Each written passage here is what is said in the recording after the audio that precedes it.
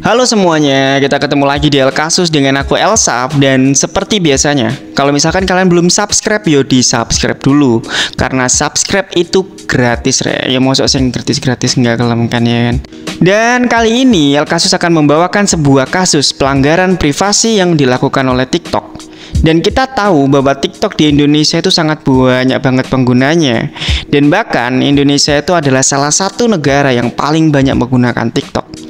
Tapi kasus ini bukan terjadi di Indonesia, tapi terjadi di Irlandia, di mana bahwa TikTok didenda 345 juta euro atau setara dengan 5,6 triliun rupiah.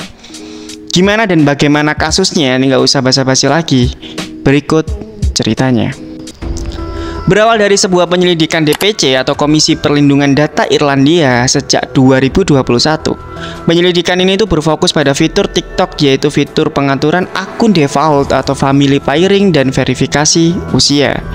DPC mengatakan bahwa TikTok itu melanggar beberapa undang-undang privasi Uni Eropa, yaitu antara tanggal 31 Juli 2020 sampai Desember 2020. Dari hasil penyelidikan, DPC menemukan bahwa pada saat ada anak usia di bawah umur mendaftar pertama kali di TikTok, TikTok itu menyetel akun anak-anak di bawah usia 13 tahun di mode publik secara default. Masalahnya, jika ini dilakukan berarti tandanya akun tersebut bersifat publik. Dan kalau sudah publik, semua orang bisa menonton dan mengomentari video yang diunggah oleh anak-anak di bawah umur. Dan hal ini memungkinkan besar akan mengakibatkan anak-anak yang berusia di bawah 13 tahun akan mudah terpapar oleh konten beresiko atau konten dewasa. DPC juga menemukan bahwa TikTok tidak melakukan verifikasi akun orang tua atau fitur family pairing. Fitur ini itu diperkenalkan pada tahun 2020, di mana jika fitur ini dipakai, maka orang tua juga bisa memantau anaknya dengan akun yang berbeda yang dapat ditautkan. Jadi kayak misalkan kalian mungkin punya anak atau mungkin punya adik, kalian bisa memantau apa yang dilihat oleh anak-anak atau adik-adik kalian. Nah, di sini TikTok itu tidak memverifikasi perihal ini.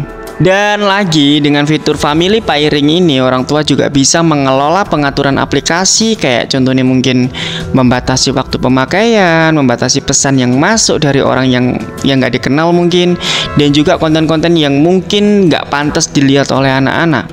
Namun, disinilah masalahnya.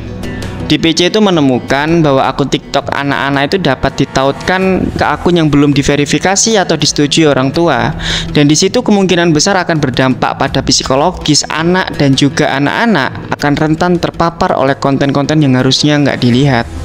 Tapi kalau soal ini sih kayaknya bisa jadi Indonesia juga termasuk ya, tapi aku nggak tahu sih. Gimana menurut kalian?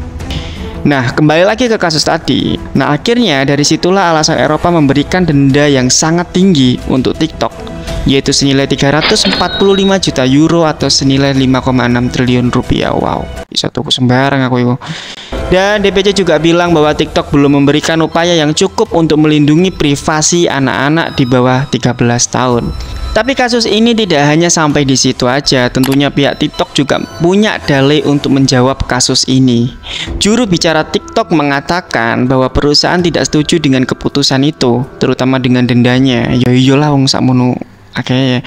TikTok juga berpendapat bahwa sebagian besar tuntutan tidak berlaku lagi karena perusahaannya sudah memperbarui fitur dan kebijakan privasi itu sebelum DPC memulai penyelidikan. Dan TikTok juga bilang bahwa pengaturan default itu menjadi privasi untuk semua pengguna yang berusia di bawah 16 tahun. Sebenarnya ya, kalau misalkan kalian tahu, TikTok itu bukan pertama kali mendapatkan kritik atau denda ini. Sebenarnya juga sudah beberapa kali, karena memang TikTok itu diduga melakukan praktik pengumpulan data yang bisa dibilang tidak sinkron dengan penggunanya. Dan potensi resiko yang ditimbulkan tentunya akan dirasakan oleh pengguna yang masih muda atau di bawah umur. Di sisi lain juga ada yang bilang bahwa TikTok itu bermanfaat, tapi juga banyak yang khawatir perihal data privasi dan potensi penyalahgunaan data. Ya, kita sebagai generasi yang masih muda, nggak ada yang salah dengan kalian main TikTok atau sosial media lainnya. Tapi menurutku, pintar-pintarlah dalam menggunakannya, karena kalian harus tahu bahwa sosial media itu juga bisa membahayakan diri kita. Dan yo pesanku mungkin ojo gampang galau lah gara-gara scroll TikTok atau apapun yang berhubungan dengan sesuatu yang mahal, mewah, dan lain-lain. Karena kita nggak tahu gitu loh, yang ditampilkan itu mereka nyewa milik sendiri atau memang hanya branding aja.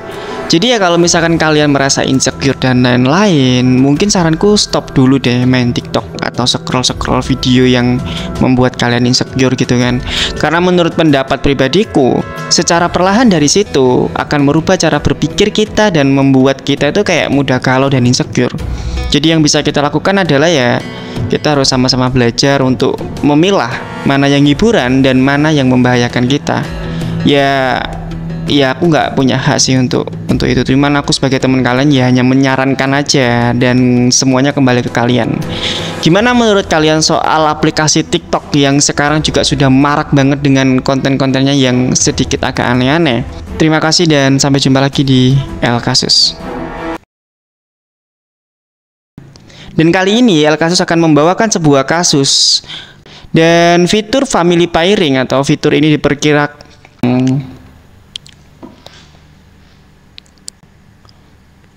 atau fitur family pairing. Fitur ini diperkenalkan pada